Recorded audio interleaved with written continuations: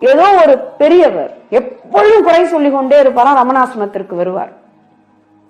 எப்பொழுதும் யாரையும் குறை சொல்லிக் கொண்டே இருப்பார். ஆசிரமத்திலும் அந்த வேலையை செய்வார். அவர் இறந்து விடுகிறார். ரமணர்கிட்ட வந்து சொல்றாங்க, அவங்க இருக்கவங்க எல்லாம் இந்த மாதிரி அவர் பேரை சொல்லி அவர் இறந்துட்டாரு. இப்ப பக்கத்துல இருந்தவங்களுக்கு எல்லாம் தெரியல, யாரு யாருன்னு கேக்குறாங்க.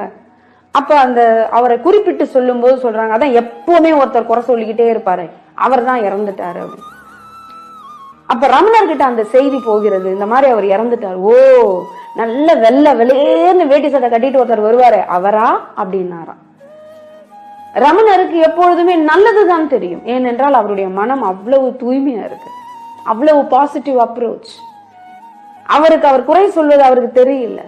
நம்மளுடைய மனம் அது சரியாயிடுச்சு அப்படின்னா உலகமே ரொம்ப அழகா இருக்கும்.